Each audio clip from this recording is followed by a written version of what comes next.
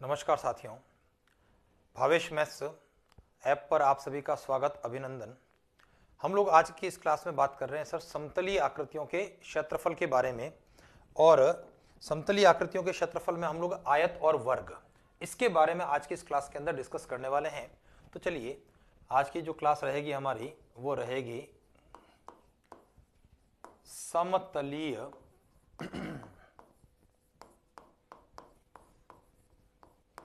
आकृतियों का क्षेत्रफल। ठीक है, और इसको हम लोग ऐसा कहते हैं area of plane figure, area of plane figures. और इसमें जो हमारा डिस्कशन रहने वाला है सर, वो डिस्कशन हमारा रहने वाला है वर्ग के बारे में, वर्ग यानी कि स्क्वायर। और दूसरा डिस्कशन जो हम लोग करने वाले हैं अभी इस क्लास के अंदर, आयत के बारे में, रेक्टेंगल। अब चलिए, बेसिक जानकारी आप सभी को होनी चाहिए कि भाई क्या चीज है। मैं थोड़ा सा है ना छोटे स्तर के ऊपर इसको समझाने का प्रयास करता हूं। देखिए, वर्ग, वर्ग का मतलब एक ऐसी समतलीय आकृति से है जो चार भुजाओं से घिरी बंद आकृति है, और यहां पर सभी भुजाएं आपस में कैसी है, बराबर बराबर होती है। तो वर्ग की चार भुजाओं से घिरी बंद आकृति, चारों भुजाएं बराबर होती है। और उसके साथ में कोण के आधार पर अगर बात करता हूं तो प्रत्येक कोण जो होता है वर्ग का वह 90 डिग्री का होता है। ठीक है ना, ये 90 डिग्री के चारों एंगल्स होते हैं। तो इसको तो हम लोग कहते हैं वर्ग, चारों भुजाओं का बराबर होना और प्रत्येक कोण का 90 डिग्री का होना। और अगर आयत के बारे में बात करूंगा तो आयत का मतलब इस प्रकार की एक आकृति है जिसमें आमने सामने की भुजाएं बराबर हो। ठीक है, अपोजिट साइड्स आर इक्वल, और प्रत्येक कोण 90 डिग्री का हो, उसे हम लोग क्या कहते हैं, आयत कहा करते हैं। ठीक है सर, तो ये तो बात हुई हमारी बेसिक जानकारी वर्ग में और आयत में। अब इनको पढ़ते समय चूंकि हम क्षेत्रफल की बात कर रहे हैं, और यहां पर जब क्षेत्रफल की बात हो रही है तो उसके क्षेत्रफल के साथ में हमें परिमाप भी पढ़ना पड़ता है, परिमिति इसको आप कहते हैं, पेरीमीटर्स भी हम लोग पढ़ा करते हैं। तो अब कुछ फॉर्मूले जो हैं आपके दिमाग में आना चाहिए वर्ग से संबंध में और आयत से संबंध में, कुछ फॉर्मूलों के बारे में, परिमाप के और क्षेत्रफल के बारे में।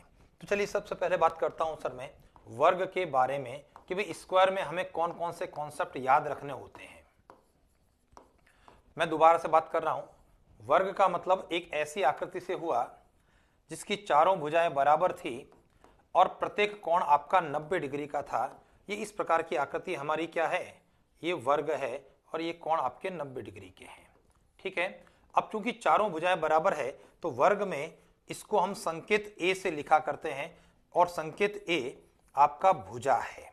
तो पहली चीज भाई, जब भी फॉर्मूला होगा हम लोग या तो भुजा शब्द का प्रयोग करने वाले हैं या भुजा के लिए संकेत स्मॉल ए लेटर्स का आप प्रयोग करने वाले हैं।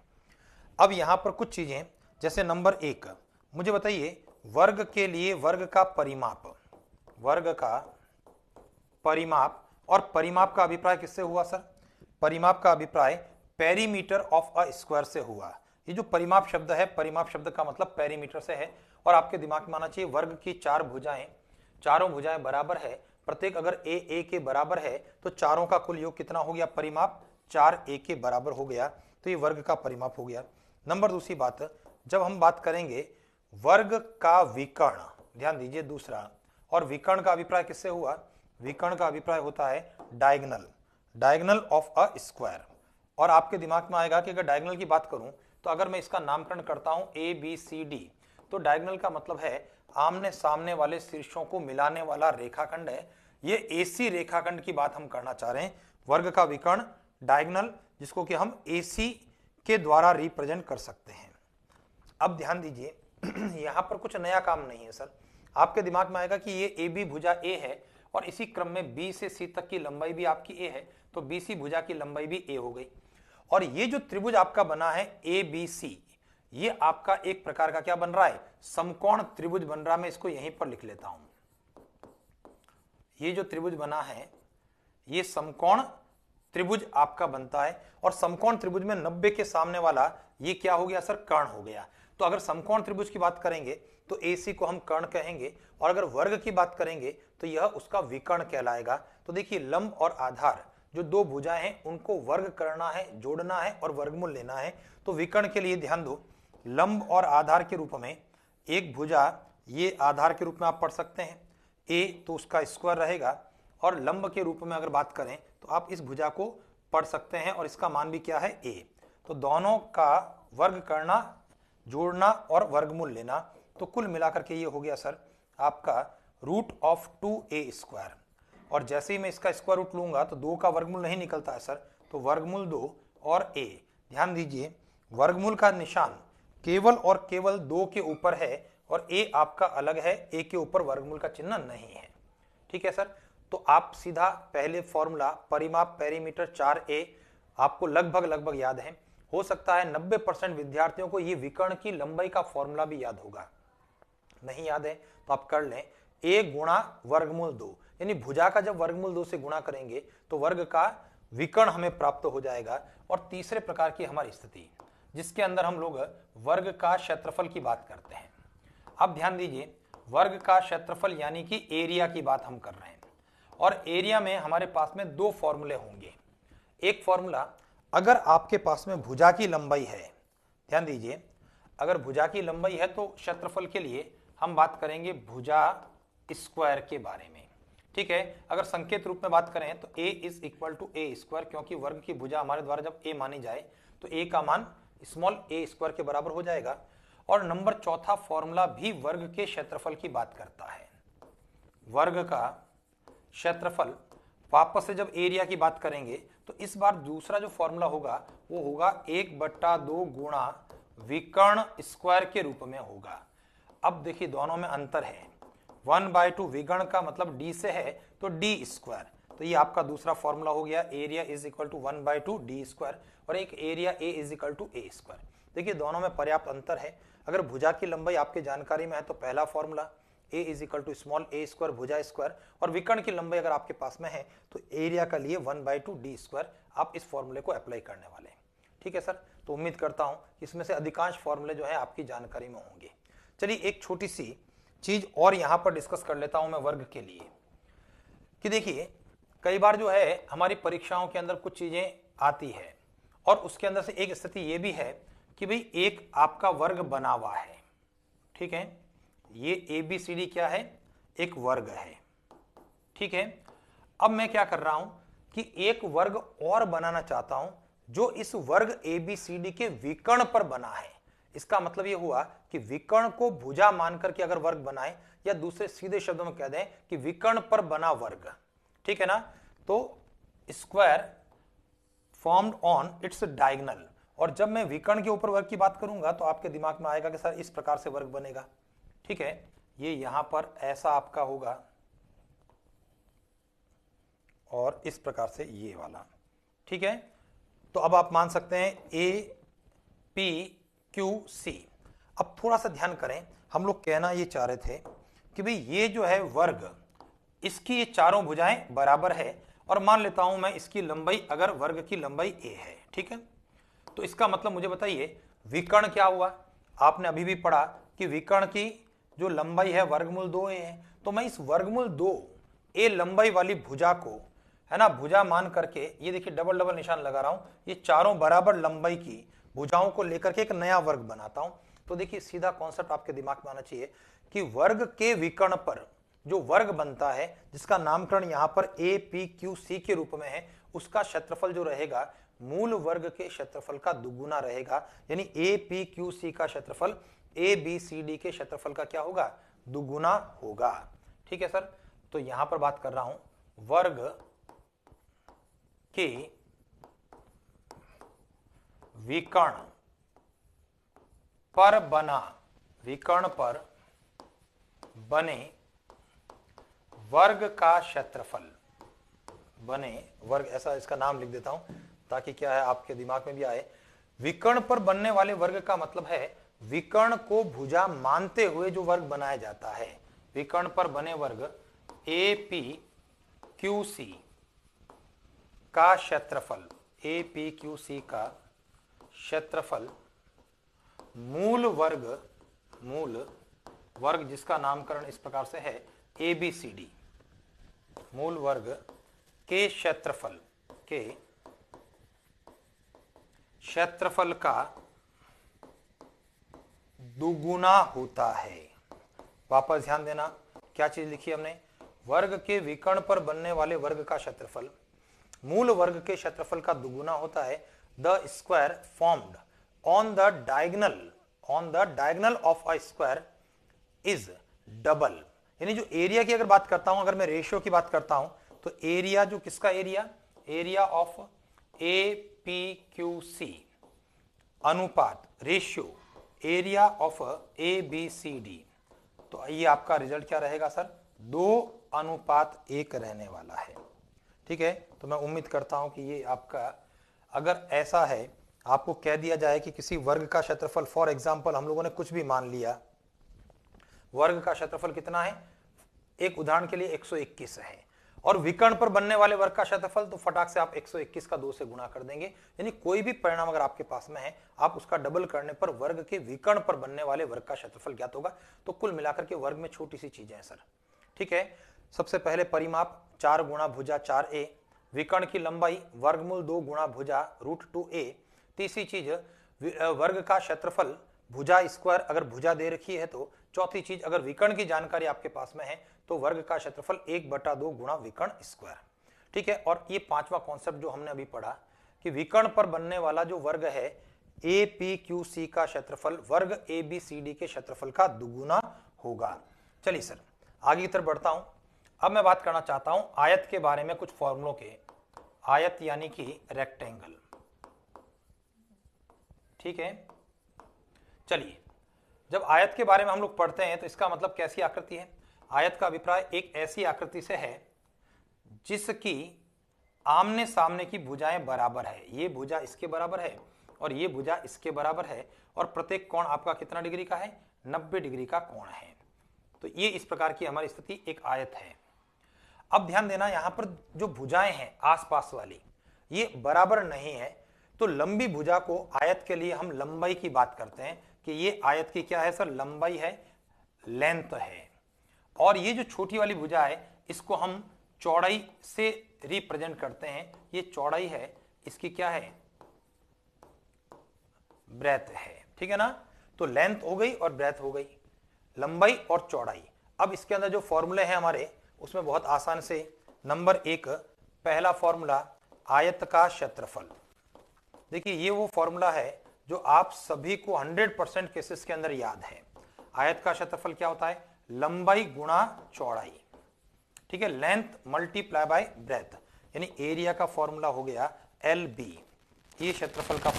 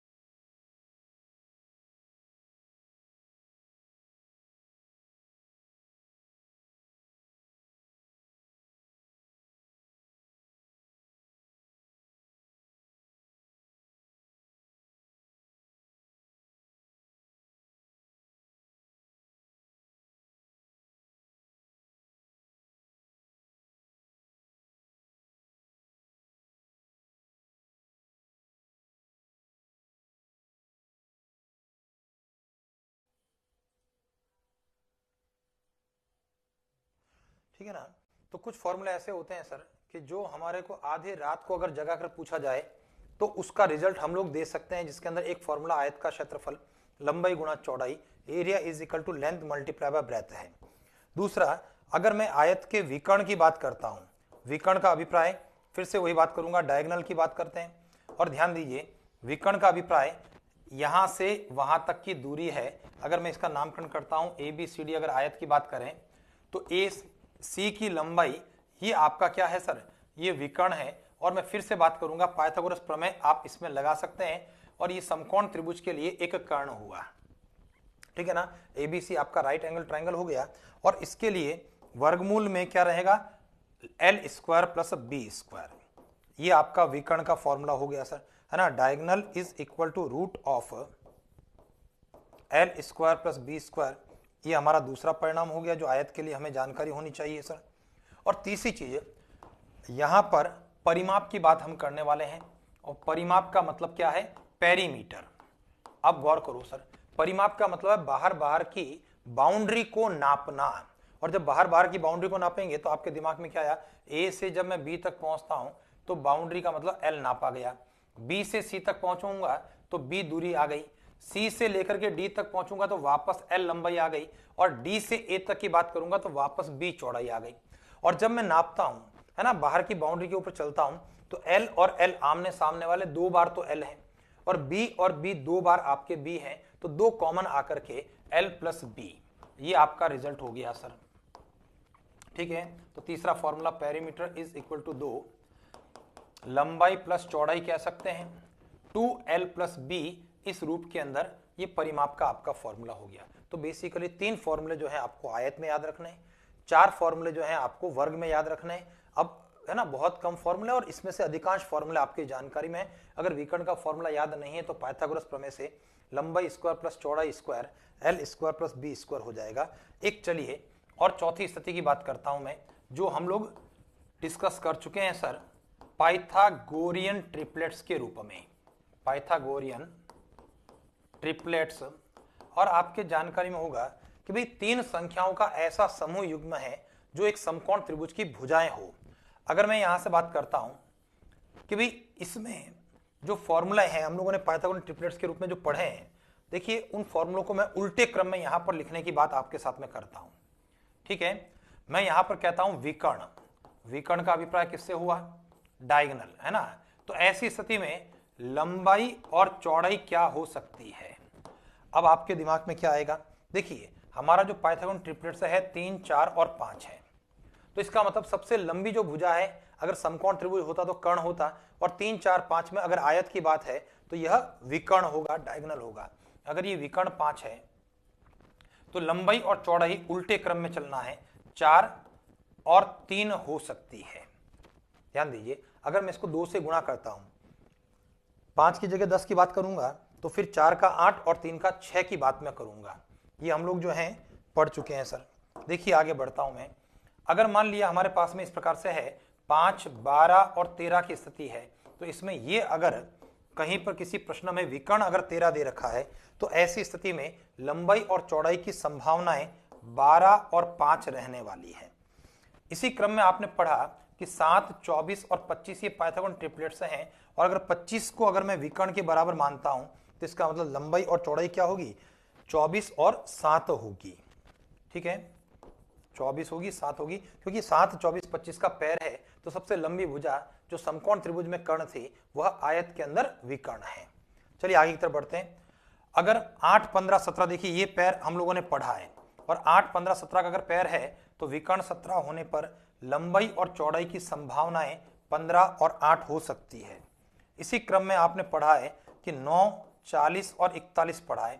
अगर विकर्ण 41 है तो लंबाई और चौड़ाई 40 और 9 होगी, यानी इन दोनों को वर्ग करके जोड़ेंगे तो जो भी रिजल्ट होगा उसका वर्गमूल 41 के बराबर है। और आप लोगों ने और भी पढ़ा है सर, है ना, 20 पढ़ा, 21 पढ़ा और उसके साथ में 29 पढ़ा, ठीक है। तो इसका मतलब अगर 29 विकर्ण है तो लंबाई और चौड़ाई 21 और 20 होगी, ये आपके दिमाग में आ जाए, यानी पाइथागोरियन ट्रिपलेट्स हमारे काम आ सकता है। और कई जगह तो इतना अच्छा काम आएगा कि हम चुटकी बजाते हुए अपने प्रश्न का उत्तर दे सकते हैं। मैं इसको थोड़ा सा वापस से रिपीट कर लेता हूं, पाइथागोरियन ट्रिपलेट्स क्या है। एक 3 संख्याओं का ऐसा समूह है ना, जिनमें 2 संख्याओं के वर्गों का योग तीसरी के वर्ग के बराबर है, और 2 संख्याओं के वर्गों के योग की बात करें, यानी 2 छोटी संख्याओं के वर्गों के योग की बात करेंगे। जैसे मान लिया 20, 21, 29 में 2 छोटी संख्याएं 20 और 21 है, तो जब आप इनके वर्गों के योग की बात कर रहे हैं, 20 का स्क्वायर 400 हुआ, 21 का स्क्वायर 441 हुआ, और कुल मिलाकर के योग करने पर 841 हुआ, और 841 का वर्गमूल करने पर 29 हुआ, 29 और 29 का गुणा करने पर 841 है, 9 और 9 का गुणा 81 का एक हासिल लगा 8, 9 दूना 18, 18 36 और 8 44 का 4, ये रहा हासिल लग गया 4, और 2 का 2 से गुणा 4 और 4 का 4 जोड़ने पर हासिल का 841। इसी क्रम के अंदर अगर मैं 9 का स्क्वायर करता हूं तो 81, 40 का स्क्वायर करने पर 1600, तो 1600 और 81, 1681 का वर्गमूल 41 हो जाएगा। 8 का स्क्वायर 64, 15 का स्क्वायर 225, दोनों जोड़ने पर क्या परिणाम रहेगा सर? 64 और 225 289 289, जिसका कि वर्गमूल करने पर 17। तो कुछ स्थितियों में आपके पाइथागोरन ट्रिपलेट्स जो है आपके काम आ सकते हैं। और आप ध्यान करें कि जब आपका प्रश्न आपके पास में होता है तो लगभग 95% केसेस में जो हमारे रिजल्ट्स होते हैं, जो आंकड़े होते हैं, वो इन्हीं में से घूम करके आते हैं। हाँ, इतनी संभावना बन सकती है कि भाई आप जो है इसको डबल कर सकते हैं, जैसे 3 और 4 के स्थान पर 6 और 8 कर दें तो फिर विकर्ण आपका 10 हो जाएगा। या उल्टे क्रम में अगर बात करूं कि 13 का मैंने यहां पर 26 कर दिया एक उदाहरण के लिए, अगर 13 को डबल करते हुए 26 किया तो 12 और 5 को डबल करते हुए भी 24 और 10 आपको कर लेना चाहिए। अगर मैंने 25 का 75 कर दिया है ना, इसका 3 गुना कर दिया 75, तो 24 का 3 गुना 72 और 7 का 3 गुना 21। इस प्रकार से हम पाइथागोरन ट्रिपलेट्स की बात सोच सकते हैं। चलिए सर, अब जो कॉन्सेप्ट हमने पढ़े हैं, जो फॉर्मूले हमने डिस्कस किए हैं, उनके ऊपर किस प्रकार से प्रश्न बनते हैं उसके बारे में हम बात करेंगे। चलिए, हमारा प्रश्न है, एक आयताकार मैदान का परिमाप 68 मीटर है। देखिए प्रश्न हमारा कह रहा है, द पेरीमीटर, परिमाप का मतलब है perimeter, perimeter of a rectangular field is 68 metre. यदि मैदान का विकर्ण 26 मीटर है, if the diagonal of a field is 26 metre, तो मैदान का क्षेत्रफल कितना होगा? Find the area of field. तो चलिए सर फटाफट जल्दी से देखते हैं किस प्रकार से हम लोग कर सकते हैं। देखो, अब आपका प्रश्न दो इंफॉर्मेशन आपको देता है, और अगर मैं अनुमान लगा सकता हूं तो मेरे लिए सबसे बढ़िया है, और मुझे अनुमान लगाना चाहिए। हमें दे रखा है सर, देखो एक रिजल्ट है परिमाप का, पेरीमीटर, ये आपका 68 के बराबर है, पहली चीज। और दूसरी चीज विकर्ण, और विकर्ण जो है वो 26 के बराबर है। तो क्या मैं इस विकर्ण या समकोण त्रिभुज के लिए कर्ण, इसके ऊपर कुछ सोच सकता हूं क्या, कि अगर विकर्ण 26 है तो क्या अन्य दो भुजाएं जो कि लंबाई और चौड़ाई होगी, क्या हमारे द्वारा सोची जा सकती है? तो तुरंत आपके दिमाग में आएगा कि भाई हम लोगों ने ऐसा पढ़ा है, 3 4 5 पढ़ा है, तो 26 तो कहीं नहीं आएगा सर, ना तो 3, अच्छा विकर्ण है, इसका तो सबसे लंबी भुजा है, तो मुझे इसके आधार पर देखना है, तो 5 का किससे भी गुणा करूंगा 26 तो नहीं आएगा। तो इसका मतलब ये पाइथागोरन ट्रिपलेट्स वाले तो नहीं लग रहे। आगे बढ़ते हुए 5, 12 और 13, तो 13 के पहाड़े में भी 26 कभी नहीं आएगा। आएगा सर, है ना, गलती हो गई। तो 5, 12 और 13, पता लगा 13 के पहाड़े में 26 आ रहा है, तो मैं इसका 2 से गुणा करते हुए मैं क्या कर सकता हूं, 10, 24 और 26, ठीक है ना। तो अगर विकर्ण 26 है तो इसका मतलब क्या है, ध्यान दीजिए, विकर्ण 26 होने पर लंबाई 24 और चौड़ाई 10 हो सकती है। देखिए अभी हमने क्या कहा है, होगी या नहीं होगी वो अलग बात है, मैं भी कह रहा हूं ऐसी एक संभावना बन सकती है। वापस से ध्यान दीजिए सर कि आपका जो विकर्ण 26 था, तो पाइथागोरन ट्रिपलेट्स जो आपकी है 5, 12, 13, 13 का डबल 26 होता है, तो 5 का डबल 10 और 12 का डबल 24, ठीक है। तो 24 और 10 ऐसा हो सकता है, अभी हमने कंफर्म नहीं कहा है, यानी ऐसी संभावना मुझे लगती है। अब कंफर्म कब होगा? कंफर्म तब होगा कि जब मैं इसके आधार पर परिमाप को सोच लूं। तो परिमाप क्या है, 2l + b, और पता लगा 2, लंबाई 24, चौड़ाई 10, 24 और 10 34 का 2 से गुणा 68 मीटर। और आप कह रहे हैं कि हाँ सर बिल्कुल, परिमाप तो हमें 68 मीटर ही तो दिया था। इसका मतलब क्या है कि ये जो हमारे आंकड़े हैं ये 100% करेक्ट आंकड़े हैं, ठीक है सर। और जैसे ही मैंने इसको सोच लिया, और ये सोचना आपको मौखिक रूप से कम लिखते हुए, ज्यादा से ज्यादा दिमाग लगाते हुए ये आपको काम करना है, और ये तभी कर पाएंगे जब हमारा कॉन्फिडेंस हमारे ऊपर होगा। एक बात मैं कह देता हूं सर, अगर आपका कॉन्फिडेंस आपका अपने ऊपर नहीं है तो दुनिया की कोई ताकत आपके ऊपर विश्वास करने वाली नहीं है। जब तक कॉन्फिडेंस नहीं रखेंगे हम न तो अपने प्रश्नों को हल करने की स्पीड बढ़ा पाएंगे, क्योंकि जब विश्वास नहीं होगा तो एक एक कैलकुलेशन को, एक एक पंक्ति को 2 से 3 बार पढ़ना, 2 से 3 बार सोचना हम लोग उसके लिए शुरू करेंगे। अगर विश्वास होगा तो हम स्पीड के साथ में उस चीज को पढ़ भी लेंगे, समझ भी लेंगे और उसके ऊपर अपना रिएक्ट भी कर देंगे क्या करना चाहिए हमें। तो कॉन्फिडेंस रखना हमारे लिए अपने ऊपर बहुत जरूरी है। वापस रिपीट करूंगा सर मैं, ठीक है। तो परिमाप पेरीमीटर आपके पास में था, फिलहाल उसको नहीं सोचा। विकर्ण की जो लंबाई हमारे पास में थी उसको सोचा। उस विकर्ण के अनुसार अन्य दो भुजाएं पाइथागोरन ट्रिपलेट से क्या हो सकती है, पता लगा 24 और 10 हो सकती है। लेकिन ये हो सकती है, क्या यही है या कुछ और है? तो उसके लिए हमारे पास में परिमाप था। तो परिमाप का मतलब है 2 लंबाई प्लस चौड़ाई, और पता लगा कि 24 और 10 मिलकर के हो गया 34 और 34 का डबल हो गया 68। इसका मतलब ये चीज कंफर्म है। और जब कंफर्म आ गई सर आपकी ध्यान दीजिए, तो लंबाई आपके पास में 24 मीटर कंफर्म आ चुका है, चौड़ाई आपकी 10 मीटर, तो इसलिए क्षेत्रफल क्या होगा? क्षेत्रफल 24 और 10 का गुणा 240 metre square. Option number C आपके प्रश्न का आंसर हो जाएगा। ठीक है सर, मैं ऐसा एक प्रश्न और आपके लिए रिपीट करूंगा सर, ठीक है। कोशिश करना आप कि जो अगला प्रश्न अगर आता है तो उस स्थिति में आप अपना जो है वीडियो को रोकते हुए पेन और कॉपी आपके पास में होगी, मैं उम्मीद ये करता हूं, और आप उसको जो है हल करते हुए अपने प्रश्न का उत्तर निकालें। चलिए, अगर ऐसा नहीं है, आप ये अनुमान नहीं लगा पा रहे हैं, मैं उस स्थिति की बात कर रहा हूं, या हो सकता है मैंने आपको कहा कि भी 95-99% केसेस में तो यही आंकड़े होंगे, फिर भी आपके दिमाग में आता है कि सर अगर कुछ और आंकड़े हो जाए, क्या पाइथागोरन ट्रिपलेट्स बने या ना बने, या हमारे को नहीं पता लग पाए तो क्या करना है, तो हमारे लिए थोड़ा सा लेंदी प्रश्न हो जाएगा। देखिए लेंदी कैसे हो जाएगा, हमारे पास में दे रखा है सर परिमाप, ठीक है, और परिमाप कितना दे रखा है 68। मुझे परिमाप के फॉर्मूले की बात करनी पड़ेगी, और परिमाप का सूत्र है 2 लंबाई प्लस चौड़ाई बराबर 68। आयत के परिमाप का यह फॉर्मूला होता है, और इसके अंदर 2 से भाग देते हुए 68 को काट दिया और ये 34 बार कटा, तो लंबाई और चौड़ाई का योग कितना हो गया सर 34। इक्वेशन नंबर क्या हो गई 1। तो लंबाई चौड़ाई का योग 34 बन गया। कोई कंफ्यूजन है? नंबर दूसरी बात, जब मैं यहां से बात करूंगा विकर्ण, यानी डायगोनल आपके पास में है, और विकर्ण कितना है 26, और विकर्ण का फॉर्मूला होता है वर्गमूल में l square plus B square बराबर 26। ठीक है, मैं यहां से वर्ग करना चाहूंगा, और वर्ग करने पर l square plus B square बराबर 26 का स्क्वायर 676। ये हो गया सर इक्वेशन नंबर 2। भाई 26 का 26 से गुणा देख लेना, 6 और 6 का गुणा 36 हासिल लगा 3, 6 का 2 से गुणा 12, 12 24 हासिल का 3, 27 का 7 हासिल लग गया 2, 2 का 2 से गुणा 4 और हासिल का 2 6, यानी 676 आपका रिजल्ट हो गया। अब देखो सर, अब आप सोच पा रहे होंगे कि देखो परिमाप था तो मैंने परिमाप का फॉर्मूला लगाया, मेरे पास में विकर्ण था, मैंने विकर्ण का फॉर्मूला लगाया, और मेरे पास में जो है इस प्रकार के कुछ रिजल्ट समीकरण 1 और 2 के रूप में आए। अब मुझे इसको हल करना और l और b के मान ज्ञात करना है। और आप सोच पा रहे हैं कि अगर मैंने जब ऐसा सोचा पाइथागोरन ट्रिपलेट्स के आधार पर, तो कितना आसान रहा मेरे लिए l और b को ढूंढना। लेकिन यहां हमारे लिए मुश्किल रहेगा। तो देखिए क्या करना वाले हैं हम लोग, है ना, ये उनके लिए जिनके दिमाग में आ रहा होगा कि ऐसा नहीं हो तो क्या करें, है ना।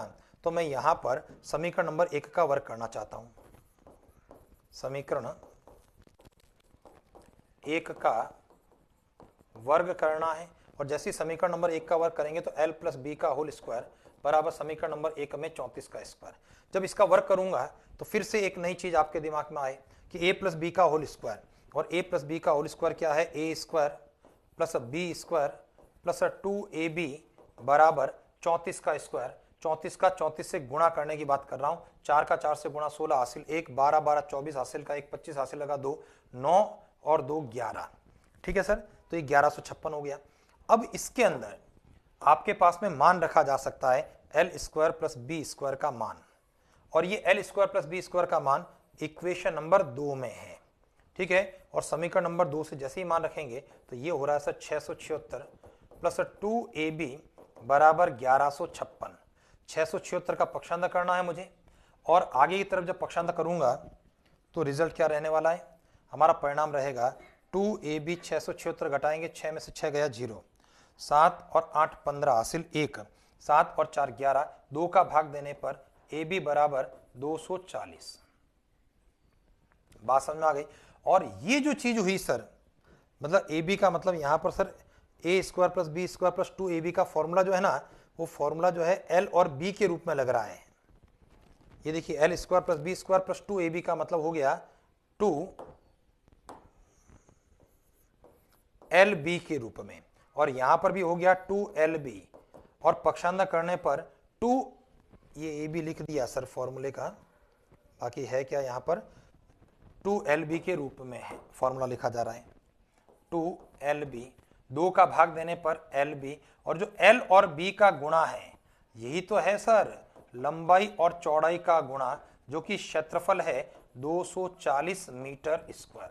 अब आपके ऊपर है सर कि मैंने दोनों ही तरीके आप लोगों को बता दिए। वापस ध्यान देना, अगर पाइथागोरन ट्रिपलेट्स बन जाए तो आप उन आंकड़ों को सोचते हुए, लेकिन केवल सोचना और सोचने के बाद उसको कंफर्म करना है परिमाप की लंबाई के आधार पर, और उसके अनुसार आप क्षेत्रफल, लंबाई और चौड़ाई का गुणा कर सकते हैं, नंबर 1। और अगर आपको लगे कि पाइथागोरन ट्रिपलेट्स हमारा नहीं बनता है तो फिर तरीका आपका क्या रहने वाला है, उसके बारे में बात कर ली है।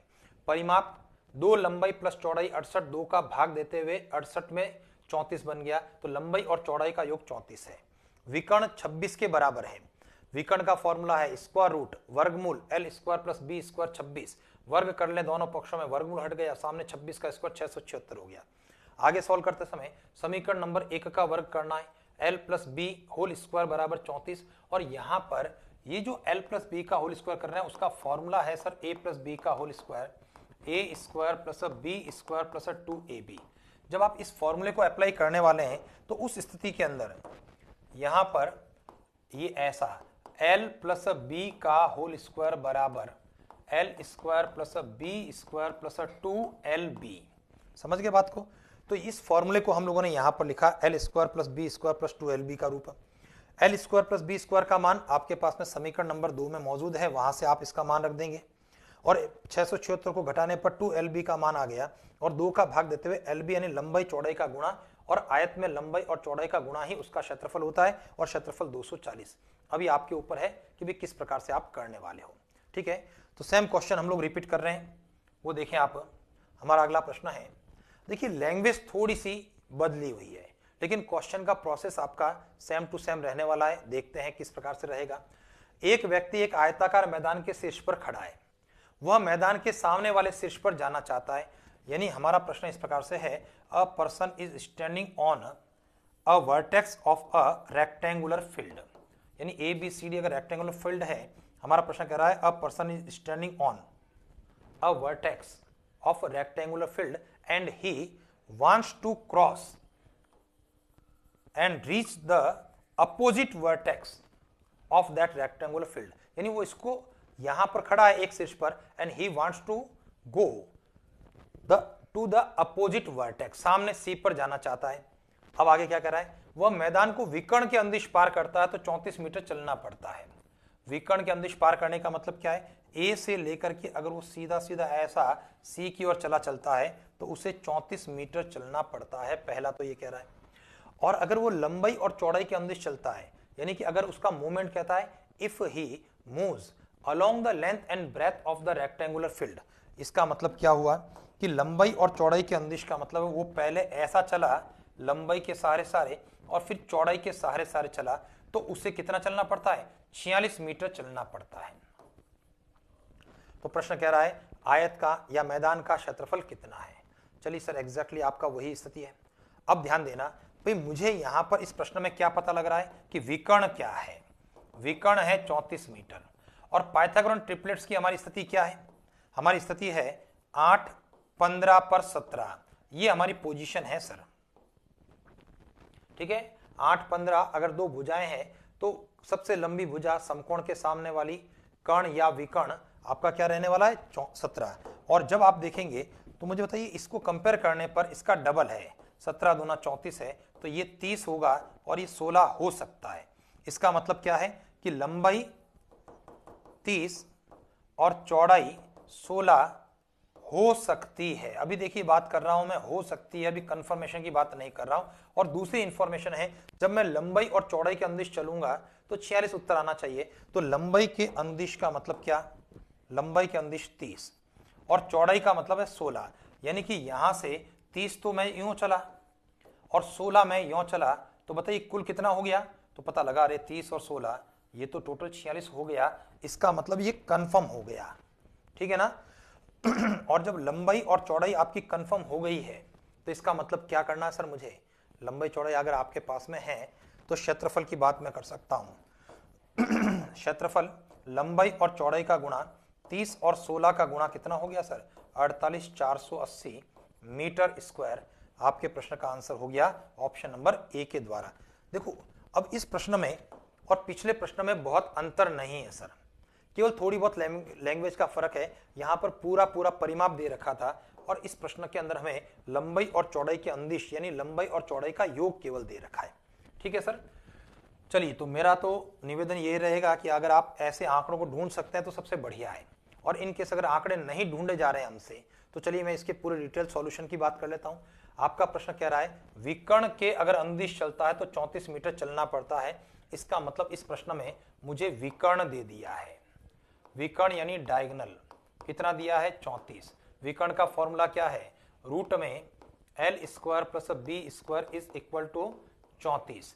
जब मैं यहां पर वर्ग करूंगा, ठीक है, वर्ग करने से लेफ्ट हैंड साइड में वर्गमूल हट जाएगा, L square plus B square, और राइट हैंड साइड में 34 का वर्गमूल, 34 और 34 का गुणा करना है, स्क्वायर करना, 34 और 34 का गुणा। देखो कैलकुलेशन जैसे आपको आती है ना वैसे आप कर लें, रफ में लिख कर लें, ठीक है। मैं इसको डायरेक्ट करने का प्रयास कर रहा हूँ। 4 और 4 का गुणा 16 हासिल 1, 12 12 24 और हासिल का 1 25 का 5 हासिल लगा 2, 3 का 3 से गुणा 9 और 2 कितना हो गया 11, तो 1156। ये हो गई इक्वेशन नंबर 1, पहला काम तो ये हो गया।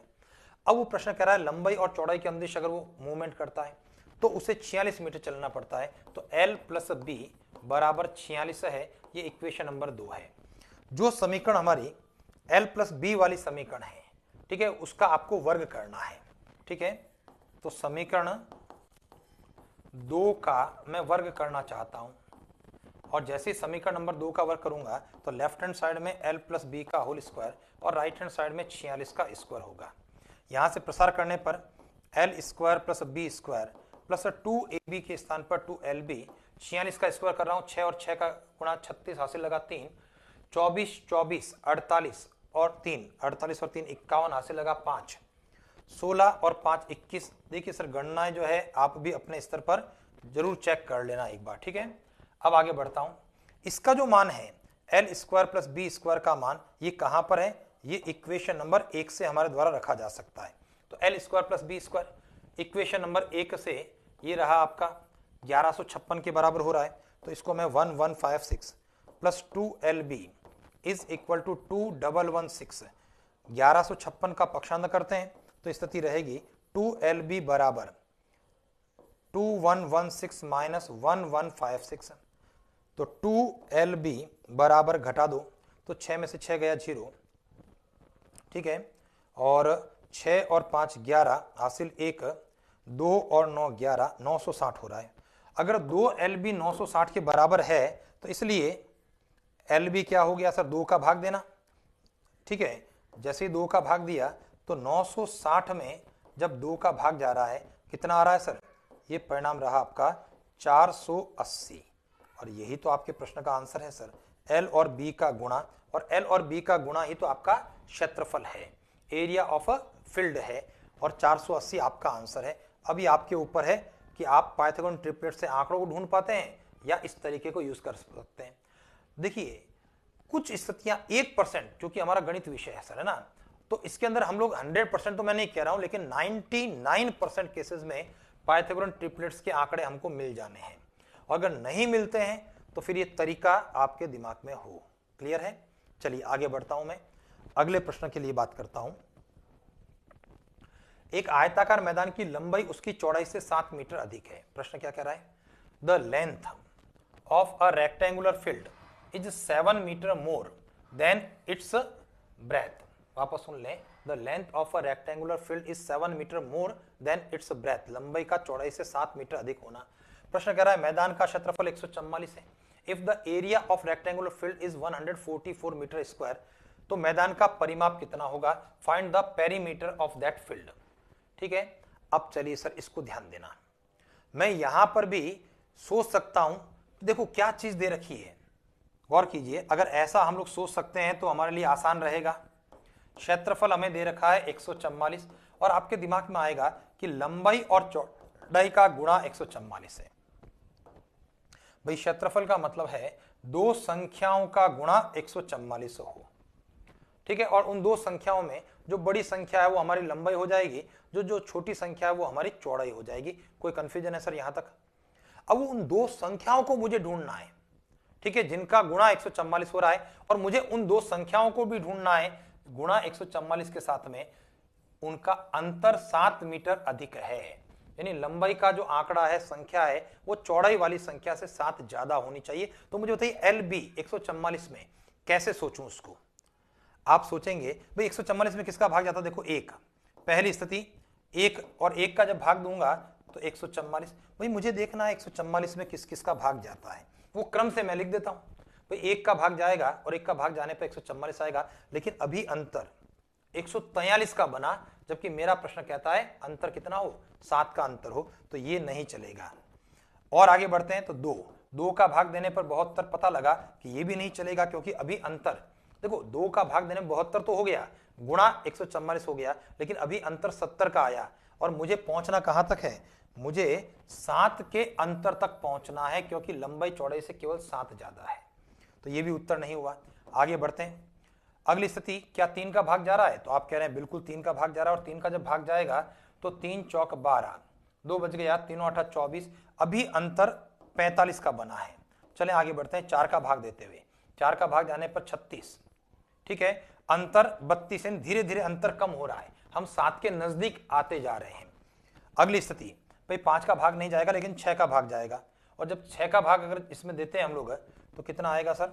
24 बार भाग चला जाएगा, 6 दूना 12, 6 चौका 24, अभी अंतर 18 तक पहुंचे, तो यहां तक भी नहीं बैठा। आगे बढ़े, 7 का भाग नहीं जाएगा, लेकिन 8 का भाग जाने पर 18 होगा, 18 8 का गुणा 144 होता है, और अंतर आपका 10 के बराबर है, वो भी नहीं बैठा। आगे बढ़ते हैं, और 9 का अगर मैं इसमें भाग देता हूं तो 16 बार, और आप इसको देख पा रहे हैं कि यहां पर 16 और 9, ये ध्यान दीजिए, इसका अंतर कितना हो गया सर? अंतर 7 हो गया, यानी सारी शर्तें पूरी हो जाती है। तो अगर मैं ऐसा सोच पाता हूं तो हमारे लिए बेस्ट है सर। और अगर आपके पास में पता लगा कि अब 16 और 9 का अंतर है, तो इसका मतलब क्या? हमारी जो स्थिति है सर वह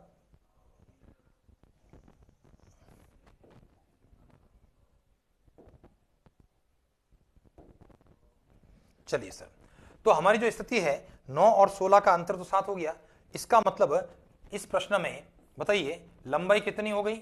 लंबाई हो गई 16, चौड़ाई कितनी हो गई? चौड़ाई हो गई 9, और जो आपका प्रश्न कह रहा है पेरीमीटर, परिमाप है ना, तो परिमाप का फॉर्मूला क्या हो गया? 2L + B, और जैसे ही रखेंगे 2L + B का मतलब 16 + 9, और आपका आंसर क्या हुआ सर? 16 और 9 जोड़ने पर 25, और 25 का 2 से गुणा कितना हुआ? 50 मीटर। ये उसका परिमाप हो गया। ऑप्शन नंबर बी के द्वारा अपने प्रश्न का आंसर होगा। ठीक है जी, तो चलिए, तो उम्मीद करता हूं कि आपके दिमाग में ये चीज भी आई होगी सर कि किस प्रकार से आपको इस प्रश्नों को हल करना चाहिए। ठीक है, ये तो हुआ बाय ऑब्जर्वेशन, है ना, कम कैलकुलेशन के अंदर। और अगर तरीके की बात करते हैं तो तरीका हमारे लिए लंबा चौड़ा होगा, उसकी भी बात एक बार कर लेता हूं। प्रश्न ने कहा लंबाई चौड़ाई से 7 मीटर अधिक है, तो दूसरा जो तरीका है अपना मेथड नंबर 2, उसमें क्या करना होगा? मानना होगा, माना चौड़ाई को अगर मैं x मानूंगा तो लंबाई कितनी हो जाएगी? इससे 7 ज्यादा है, x + 7 हो जाएगी, है ना, ये मीटर के अंदर है। कोई कंफ्यूजन है सर? लंबाई चौड़ाई से 7 मीटर ज्यादा। अब प्रश्न कह रहा है मैदान का क्षेत्रफल 144 है, तो मैं यहां पर क्षेत्रफल की बात करूंगा, और क्षेत्रफल 144 के बराबर हुआ। बताइए क्षेत्रफल का फॉर्मूला क्या हुआ? क्षेत्रफल का फॉर्मूला लंबाई और चौड़ाई का गुणा 144 होता है। ठीक है, और जब लंबाई चौड़ाई का गुणा 144 होता है तो लंबाई के स्थान पर x + 7 रखा जाएगा, चौड़ाई के स्थान पर x रखा जाएगा, बराबर 144 गुणा करने पर एक्स स्क्वायर प्लस 7x बराबर 144 और आपके दिमाग में आए कि x square plus 7x minus 144 बराबर 0। अब आपके पास में क्वाड्रेटिक इक्वेशन बन रही है, द्विघात समीकरण, और इसको हल करने के लिए मुझे इसके गुणनखंड करने पड़ेंगे। तो अब ध्यान दें, अगर आपको गुणनखंड आते हैं तो आप ये भी कर सकते हैं, नहीं आते हैं तो आपके लिए इलाज मैंने बता दिया पहले से ही, है ना, कि आप नंबरिकल वैल्यू के अंदर ही सोच करके उसका उत्तर दे सकते हैं। चलिए सर, इसके 2 टुकड़े करना चाहूंगा और ऐसे 2 टुकड़े करूंगा जिसका गुणा 144 के बराबर हो जाए, और चूंकि माइनस का नंबर है तो एक टुकड़ा बड़ा हो जाएगा सर आपका, और यहां पर 16x माइनस 9x माइनस 144। ठीक है, ये गुणनखंड आने चाहिए, और नहीं तो Sridharacharya formula minus B plus minus root B square minus 4ac upon 2a लगने वाला है। x प्लस 16 माइनस का 9 x प्लस 16 बराबर 0। पहला कोष्टक होगा x प्लस 16, दूसरा हो गया x माइनस 9 बराबर 0। तो इसलिए x का मान क्या हो गया -16, या फिर क्या हो गया x बराबर 9। अब आप कहेंगे कि माइनस का नंबर तो पॉसिबल नहीं है सर, ठीक है ना सर, तो ये जो है माइनस का नंबर असंभव है, और अगर ये असंभव है तो इसका मतलब x क्या होगा, x 9 होगा। तो x बराबर 9 का मतलब चौड़ाई 9 हो गई, क्योंकि x हमारे द्वारा किसको माना गया था, x हमारे द्वारा चौड़ाई को माना गया था। ठीक है जी, तो इसलिए लंबाई क्या हो गई, लंबाई x प्लस 7 हो गई। ठीक है सर, और जैसी लंबाई x प्लस 7 हो गई तो 9 प्लस 7 ये हो गया सर 16, ये आपकी लंबाई हो गई। क्लियर है, और जब लंबाई और चौड़ाई आ गई तो इसलिए हमारे प्रश्न का उत्तर भी आ गया, है ना। उस मैदान का परिमाप बराबर 2, लंबाई प्लस चौड़ाई करते हुए 2, लंबाई के स्थान पर 16, चौड़ाई के स्थान पर 9, 16 9 25 का 2 से गुणा कितना हो गया 50 मीटर। तो जो आपको उचित लगता है, अच्छा लगता है, उसके माध्यम से आप इसको कर लें। लेकिन मैं फिर कह रहा हूं, कर तो जरूर लेना है, लेकिन ये प्रोसेस भी आपके दिमाग में होना चाहिए, क्योंकि जो 1% जो हम गुंजाइश नहीं छोड़ना चाहते हैं, बाकी अदरवाइज तो मैं इसको करवा लेता और इसको करवा के भाई चलो ऐसा कर लेना। और आप भी जो है जब इन दोनों तरीकों को आप देख रहे हैं तब आपको भी लग रहा है कि अरे ये तो ठीक था, ये बढ़िया था, कहाँ उलझ गए हम गुणनखंड के अंदर। लेकिन 1% संभावना भी अगर बने तो ये तरीका हमारे दिमाग में होना चाहिए कि क्या प्रोसेस है, ठीक है, अदरवाइज वो बेस्ट है। अगला प्रश्न देखिए, फिर से मैं रिपीट कर रहा हूं, सेम क्वेश्चन हम लोग रिपीट कर रहे हैं। आयताकार मैदान की लंबाई उसकी चौड़ाई से 9 मीटर अधिक है। हमारा प्रश्न ये कह रहा है the length of a rectangular field is 9 metre more than its breadth. लंबाई का चौड़ाई से 9 मीटर अधिक होना। मैदान का क्षेत्रफल 400 मीटर स्क्वायर है if the area of field is 400 metre square. प्रश्न कहता है मैदान का परिमाप ज्ञात करना है। तो हो सकता है मैदान का परिमाप पूछा जाए, हो सकता है उसकी तारबंदी की कॉस्टिंग पूछ ली जाए, तो दोनों चीजें एक ही है, परिमाप निकल जाएगा। और परिमाप का मतलब है बाहर की बाउंड्री पर जो तारबंदी करना है, फेंसिंग जिसको आप कहा करते हैं, अगर वो परिमाप निकलता है तो जो खर्चा है उससे गुणा करते हुए भी अपना उत्तर निकल जाएगा। चलिए सर, मैं दोनों ही तरीकों से एक बार फिर से इसको डिस्कस करना चाहता हूं। देखिए, हमारा जो पहली स्थिति है जिसके अंदर हम लोग डायरेक्ट अप्रोच करें, भाई मुझे बताइए क्षेत्रफल हमारे पास में है, और क्षेत्रफल यानी एरिया लंबाई और चौड़ाई का गुणा 400 है, यानी मुझे दो संख्याएं ऐसी ढूंढनी है जिनका गुणा 400 बने, पहली बात। और प्रश्न ने कहा 9 मीटर अधिक है, इसका मतलब उनका डिफरेंस 9 होना चाहिए। ठीक है, तो 1 बाय 1 हम सोचते हैं। देखिए, 1 का भाग देने पर 400 बार भाग गया, चलो नहीं चलेगा। 2 का भाग देने पर हम कह रहे हैं 200 उत्तर आया, अभी अंतर 198 नहीं चलेगा। 3 का नहीं जाएगा। 4 का भाग देने पर 100 आता है, ये अंतर 96 का हुआ, नहीं चलेगा। अंतर 9 तक पहुंचना है मुझे। ठीक है, अब ये आप कैसे पहुंचते हो, कितना जल्दी पहुंचते हो उसके ऊपर है। 5 का भाग देने पर 80, ये भी नहीं चलेगा। 6 का 7 का नहीं जाएगा भाग। 8 का जब भाग जाएगा तो यहां पर 50 बार, ये भी उत्तर नहीं चलेगा क्योंकि अभी अंतर 42 का आया। 8 के बाद जब आगे बढ़ते हैं हम लोग, 9 का भाग नहीं जाएगा। 10 का भाग जाने पर 40, अंतर जो है 30 बनकर के आया, नहीं चलेगा। 10 के बाद में 11 का, 12 का, 13 का, 14 का नहीं जा रहा है सर। 15 का भाग भी नहीं जा रहा है। सीधा सीधा आपका जो भाग जाएगा 16 का भाग जाएगा, और 16 का जब भाग जाएगा तो भाग, देखिए 16 दूना 32, ठीक है, 8 बज गया, 16 पंजा 80, और ये आपका दौड़ेगा। दौड़ेगा क्यों सर? 25 और 16 का अंतर जो है आपका कितना बनकर के आ रहा है? 9 का है। 16 और 9 जोड़ने पर 25 है और आपका प्रश्न अंतर की बात करता है 9 मीटर अधिक। तो इसका मतलब क्या हुआ? इन आंकड़ों से कंफर्म हम लोग हो गए हैं कि उस मैदान की लंबाई 25 है, मैदान की चौड़ाई 16 है और प्रश्न हमारा कहता है परिमाप। और परिमाप का हमारा फॉर्मूला क्या है? 2 लंबाई प्लस चौड़ाई। तो ये रहा सर 2 लंबाई के स्थान पर 25, चौड़ाई के स्थान पर 16। 25 और 16, 25 से 31 41, 2 का 41 से गुणा कर देते हैं, 82 मीटर। ये आपके प्रश्न का क्या हो गया सर? आंसर हो गया ऑप्शन नंबर डी। इस प्रकार से अगर प्रश्न होता है ऑप्शन है तो उसमें, ठीक है सर। तो ये आसान है सर।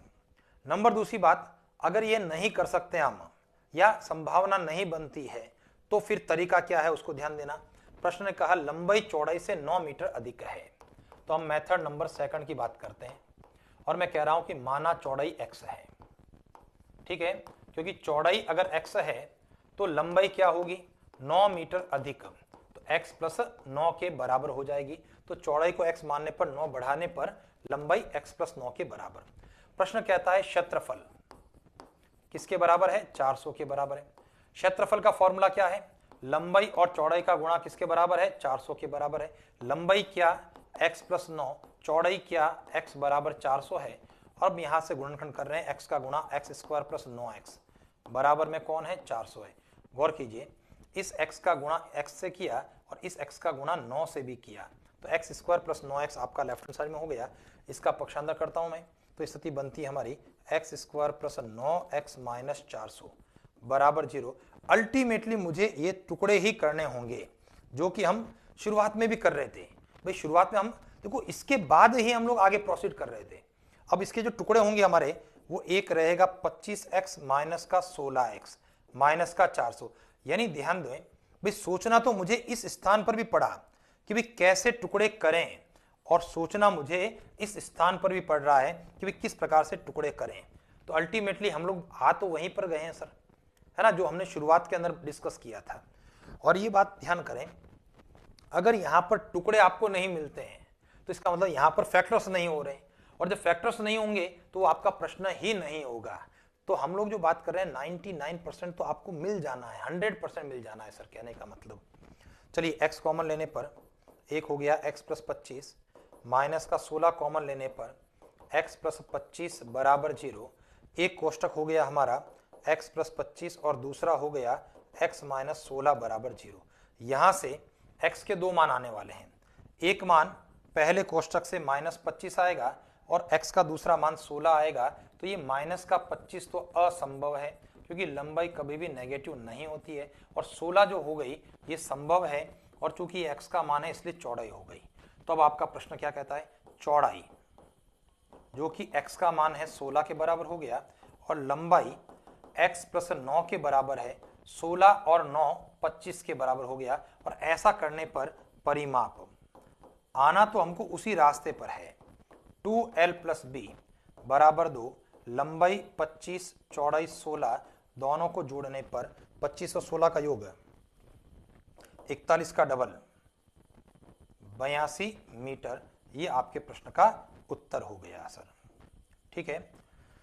तो अब उम्मीद करता हूं कि ये तरीका आपके लिए बेस्ट है, बहुत अच्छा तरीका है, ठीक है ना। ये केवल समझा दिया। समझा क्यों दिया? क्योंकि देखिए अभी तो हम लोग ऑनलाइन क्लास में बैठे हैं ना, आप अगर चाहेंगे भी तो थोड़ा सा मुश्किल होगा पूछना, है ना। कमेंट्स करेंगे, मैं उसको देखूंगा, उसके बाद उसका रिप्लाई करूंगा, ये सब चीजें। लेकिन ऑफलाइन क्लास के अंदर जब बैठते ना, तो कई विद्यार्थियों के दिमाग में आता ना सर इसका तरीका क्या पता आसान हो तो, है ना। इसलिए मैंने जो है तरीका भी डिस्कस किया, अदरवाइज उस तरीके की हमें आवश्यकता नहीं थी। अगला प्रश्न देखें। चित्र में ABCD एक वर्ग है। इन द, है ना, adjoint figure ABCD is a square की बात कर रहा, वर्ग है। इसका परिगत वृत्त की त्रिज्या 7 सेंटीमीटर है ना। The radius of a circum circle to it is 7 centimetre. प्रश्न कह रहा है छायांकित भाग का क्षेत्रफल ज्ञात करें। और तुरंत आपके दिमाग में आया कि छायांकित भाग का क्षेत्रफल कैसे ज्ञात करोगे आप? इस वृत्त के क्षेत्रफल में से वर्ग के क्षेत्रफल को घटा देते हैं। आपके सबके दिमाग में आ गया, ठीक है। वापस ध्यान देना, छायांकित भाग कैसे निकलेगा? वृत्त में से वर्ग को घटा देना, ठीक है। तो अब एक काम करें, अगर आपके दिमाग में ये चीज आ चुकी है और आपको लगा कि भी ऐसा हम कर सकते थे, तो एक बार वीडियो को आप बंद करें, पॉज कर दें जहां पर भी है, और कैलकुलेशन करें। आप 1 मिनट 2 मिनट सोचें और उसके बाद लगे कि भाई नहीं कर पाए, क्योंकि देखिए हम में से लगभग 50% से ज्यादा विद्यार्थी इस प्रश्न को हल करने की स्थिति में नहीं होते हैं। ये मेरा ऑफलाइन क्लासेस का अनुभव है, ठीक है। तो इसीलिए मैं कह रहा हूं कि आप इसको पॉज करते हुए आप कैलकुलेट करें और उसके बाद जब नहीं हो तो फिर मुझे देखें। तो चलिए, मैं तो लगातार कर रहा हूं, आप अपना काम करें। देखिए, तो हमारा जो प्रश्न आने वाला है इसके सॉल्यूशन में, छायांकित भाग का क्षेत्रफल, छायांकित भाग का क्षेत्रफल बराबर वृत्त का क्षेत्रफल माइनस वर्ग का क्षेत्रफल। और वृत्त का क्षेत्रफल, इसका तो एक ही फॉर्मूला है सर, पाई आर स्क्वायर।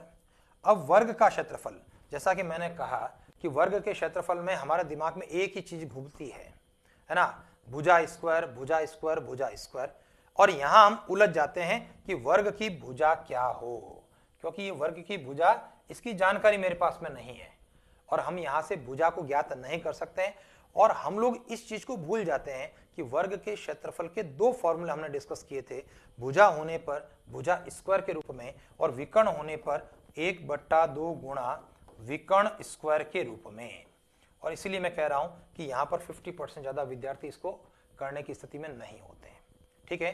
तो यहां पर भुजा स्क्वायर का फॉर्मूला नहीं लगेगा, क्लियर। अब आपका प्रश्न कह रहा है the radius of circle is 7 centimetre.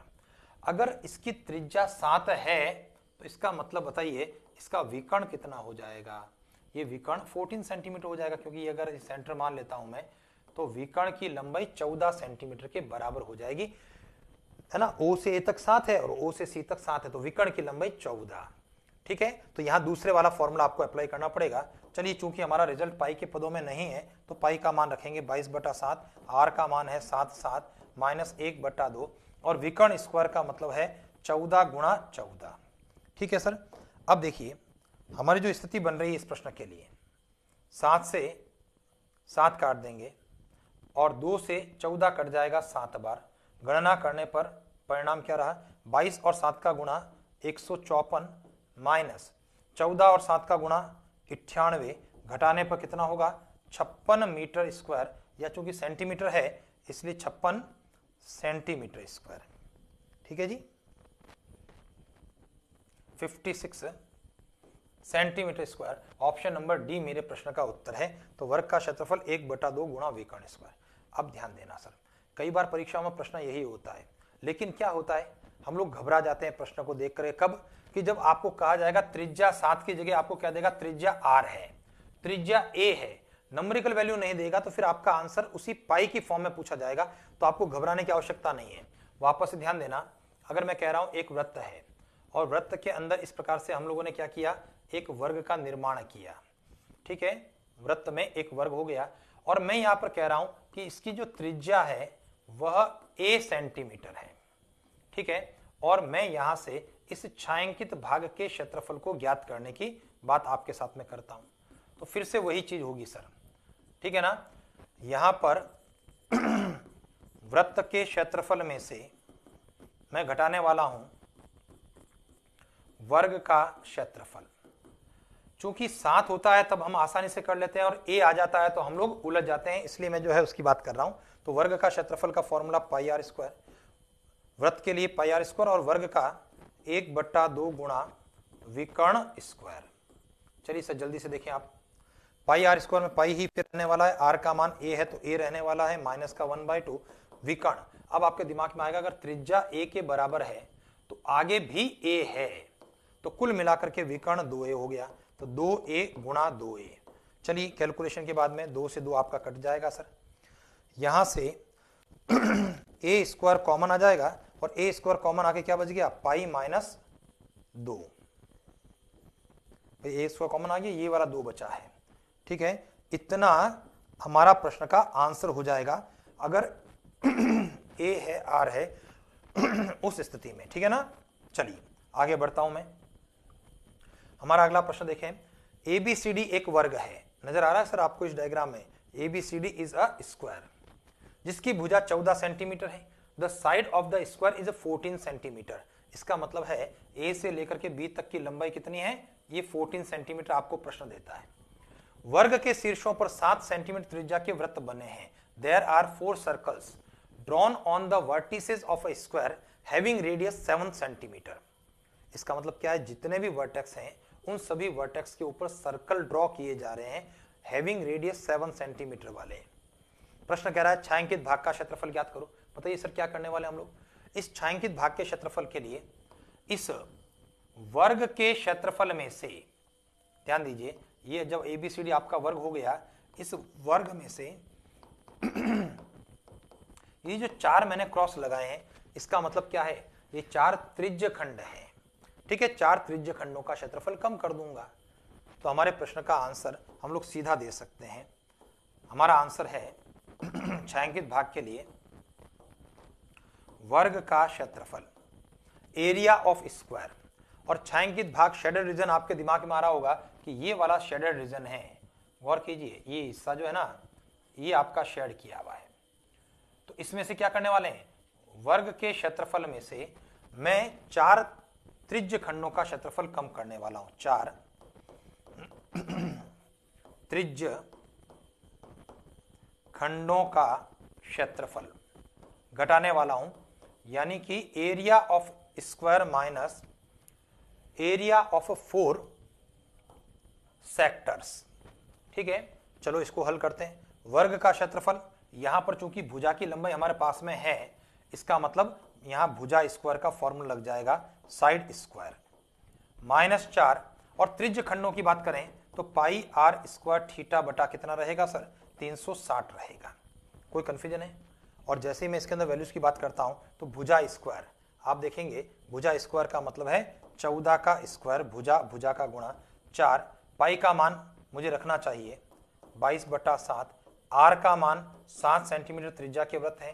Theta, अब आपके दिमाग में आएगा चूंकि ये वर्ग है तो इसका मतलब ये जो थीटा है, कोण है, सेंट्रल एंगल है, वो कितना होगा, 90 डिग्री का होगा। और डिवीजन में कितना है, 360। चलिए इस कैलकुलेशन कर लेंगे, आपके प्रश्न का उत्तर आ जाएगा। 14 का स्क्वायर, 14 और 14 का गुणा कितना हो गया सर, 196, 196। यहां पर 7 से 7 कटेगा एक बार, 4 के पहाड़े से 360 90 बार कटेगा और 90 से 90 कट जाएगा। 22 और 7 का गुणा 154। जब मैं इसको घटाता हूं तो आपका रिजल्ट क्या रहा सर, 42। ठीक है सर, सेंटीमीटर स्क्वायर। ये हमारे प्रश्न का क्या रहा, आंसर होगा 42 सेंटीमीटर स्क्वायर। कहीं है क्या, पता लगा, ऑप्शन नंबर ए हमारे प्रश्न का उत्तर है। तो बहुत आसान है सर। चलिए आगे बढ़ते हैं। हमारा प्रश्न इस प्रकार से है, देखिए एक बड़ा टेक्निकल प्रश्न है, मैं इसको स्टार मार्क लिख करके इस प्रश्न को सॉल्व करवा रहा हूं। बहुत अच्छा सा प्रश्न है। अगर आपका पेपर एक स्तर का पेपर है, यानी जिसको आप कह सकते हैं कि एवरेज से थोड़ा सा अगर टिपिकल प्रश्न पत्र है, तो इस प्रकार का प्रश्न आपकी परीक्षाओं में पूछा जा सकता है। ठीक है ना, और बहुत अच्छा सा प्रश्न है। प्रश्न कह रहा है 4 वृत्त हैं जिनके केंद्र ABCD है, प्रत्येक की त्रिज्या 8 सेंटीमीटर है। हमारा प्रश्न कह रहा है 4 सर्कल्स, ठीक है, having radius 8 centimetre each with centres ABC and D। ठीक है ना, ABCD सेंटर्स, रेडियस R, 4 वृत्त हैं। अब कह रहा है इन सभी वृत्तों को स्पर्श करने वाले वृत्त की त्रिज्या कितनी है। Find the radius of circle which touches all 4 circles. इसका मतलब यह है इन चारों वृत्तों को स्पर्श करने वाला ये जो मेरा वृत्त है, इस वृत्त की त्रिज्या मुझे ज्ञात करनी है। जो देखो यहां पर, अब थोड़ा सा विचार करें सर, है ना, टेक्निकल प्रश्न है।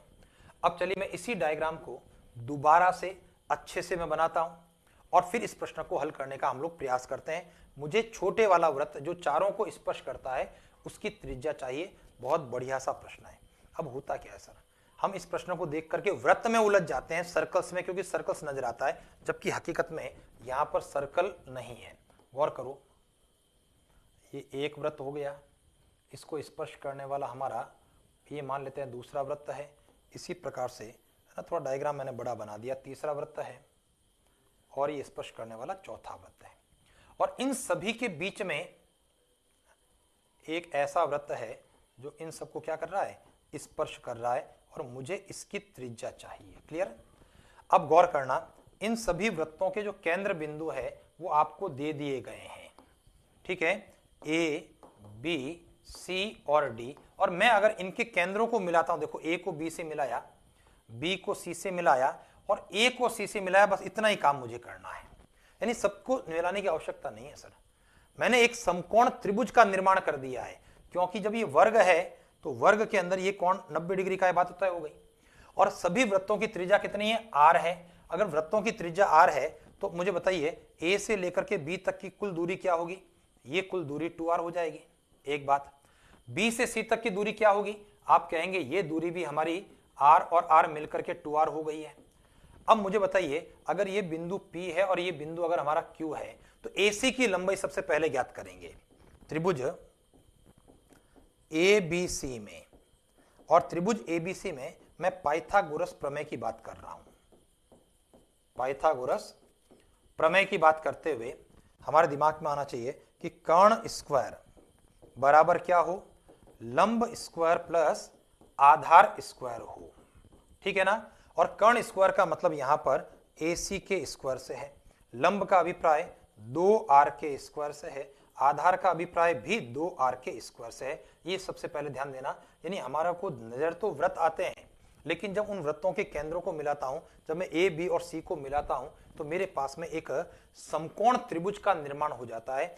ए बी दोनों वृत्तों की त्रिज्याओं का योग r plus r 2r, BC भी r प्लस r 2r के बराबर। और मैं कर्ण की बात करना चाहता हूं, ये आपका है ना, लंब स्क्वायर प्लस आधार स्क्वायर बराबर कर्ण स्क्वायर। और यह सीधा सीधा यहां पर कर सकते हैं सर। देखिए, जब आपको पता लगा ये वर्ग है और ये वर्ग का विकर्ण है, ठीक है, तो वर्ग का विकर्ण क्या होता है? √2 गुणा भुजा होता है। तो मैं इसको हटा देता हूं। देखो, इससे भी परिणाम आने वाला है, ऐसा नहीं कि जो किया वो गलत हो गया, इससे भी हम लोग परिणाम को प्राप्त करने वाले। चलो इसको भी मैं आगे बढ़ा देता हूं। AC स्क्वायर बराबर, ये परिणाम क्या रहा? 4r स्क्वायर, और ये भी कितना रहा? 4r square. तो कुल मिलाकर हुआ 8r स्क्वायर। तो इसलिए AC बराबर, जब 8r स्क्वायर हुआ तो वर्गमूल की बात करूंगा, और 8 को क्या लिख सकता हूं मैं? 8 को मैं ऐसा लिख सकता हूं 4 गुणा 2r स्क्वायर। तो 4 का वर्गमूल 2 हो गया, 2 का वर्गमूल नहीं होता, और r, तो AC बराबर r। ठीक है ना? हम लोग इस प्रकार से पाइथागोरस प्रमेय की बात कर सकते हैं। नंबर दूसरी बात, मुझे अगर पता लगा कि ये जो है AC, ये क्या है सर? ये AC जो है समकोण त्रिभुज का के लिए कर्ण है, लेकिन ये वर्ग का क्या है सर? क्योंकि ये वर्ग दे दिया है आपको, तो ये वर्ग का विकर्ण ही तो है सर। तो मैं ऐसा भी सोच सकता हूं कि AC बराबर वर्ग का विकर्ण, और वर्ग के विकर्ण का फॉर्मूला वर्गमूल 2a के रूप में। तो वर्गमूल 2 और a का मतलब यहां पर 2r से हो गया उसकी भुजा AB की लंबाई।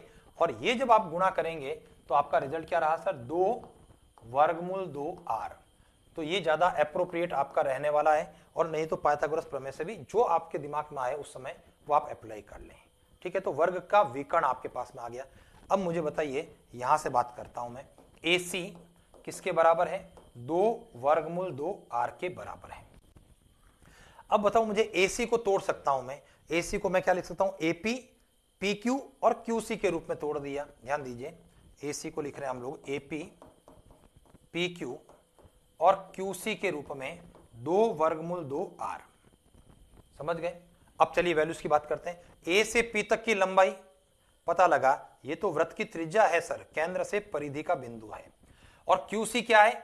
ये भी उस वृत्त की त्रिज्या है, केंद्र C से परिधि का बिंदु Q है।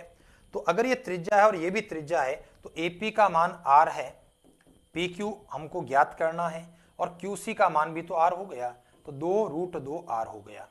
चलिए, तो यहां से PQ बराबर 2 वर्गमूल 2r माइनस 2r।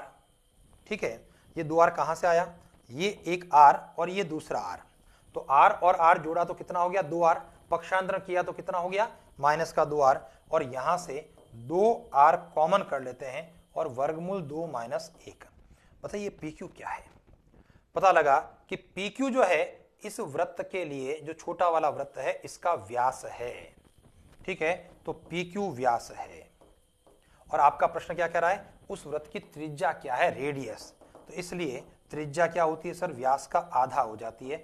और जब मैं इसको आधा करूंगा यानी 2 का जब भाग दे दूंगा 2 कट जाएगा और परिणाम क्या बना r√2 - 1 सेंटीमीटर। ये आपके प्रश्न का उत्तर होगा। ठीक है, कहां है sir r√2 - 1? Option number A के द्वारा दिया जा रहा है।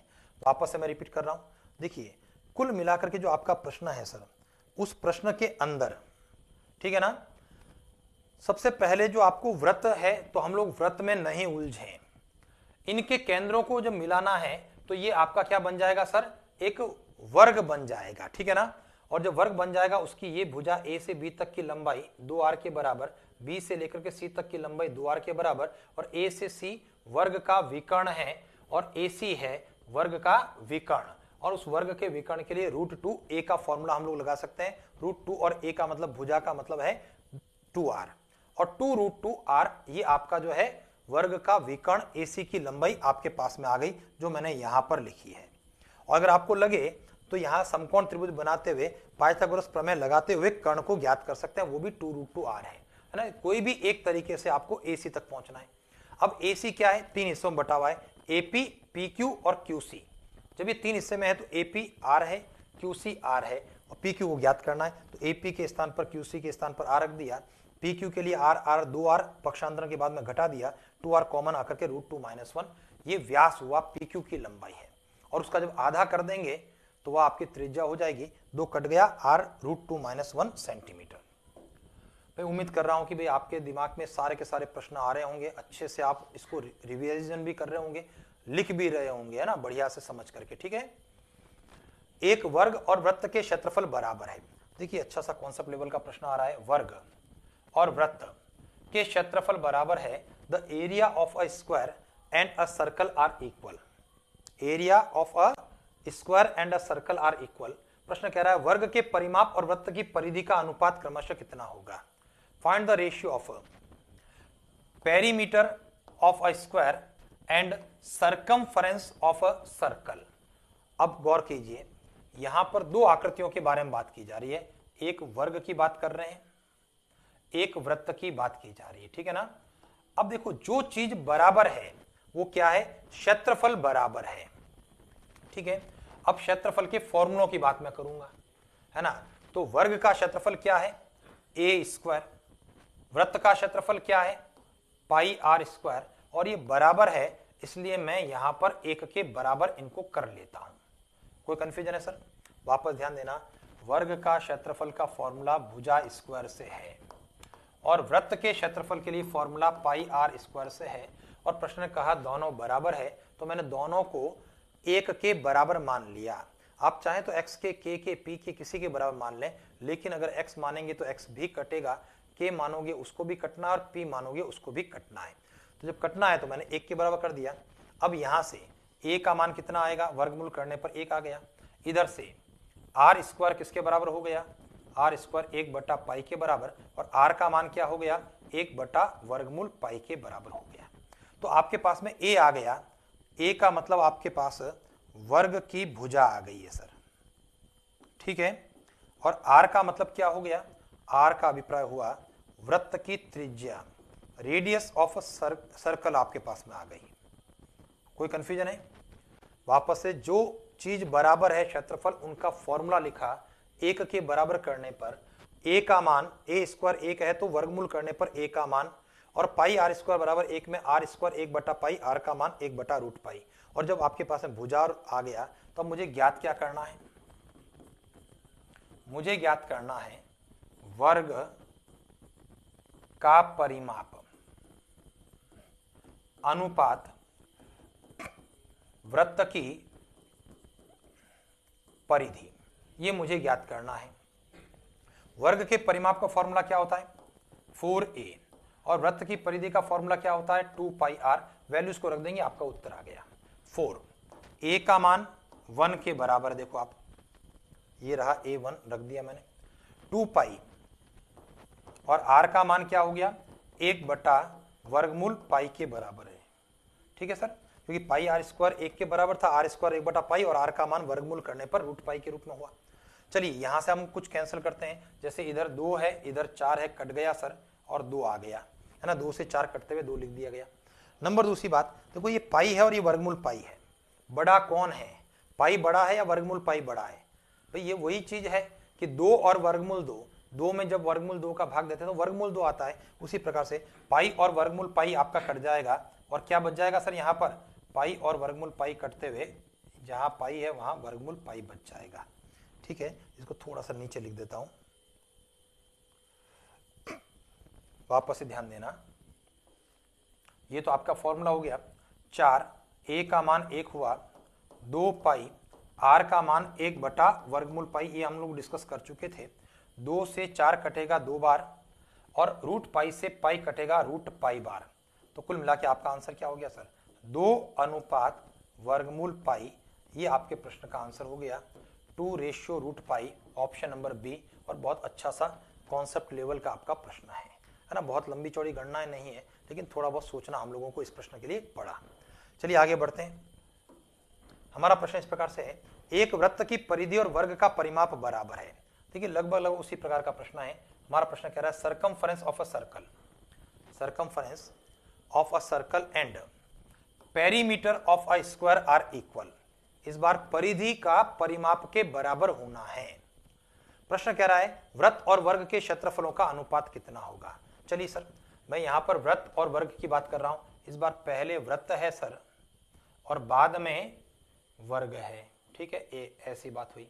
क्या चीज बराबर है, पता लगा वृत्त की परिधि सर्कमफ्रेंस 2 पाई r और वर्ग का परिमाप पेरीमीटर 4 भुजा, ये आपका बराबर है। ठीक है ना, तो जो चीज बराबर है उसको आप 1 के बराबर कर दें। तो वृत्त के लिए परिधि का मतलब है 2 पाई r बराबर 1 और वर्ग का परिमाप 4a बराबर 1।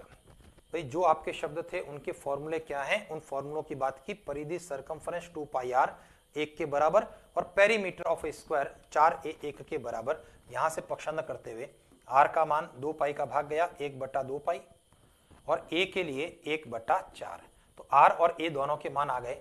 अब मुझे क्या ज्ञात करना है सर, वहां पर वैल्यूज की बात कर लेता हूं। मुझे ज्ञात करना है वृत्त का क्षेत्रफल अनुपात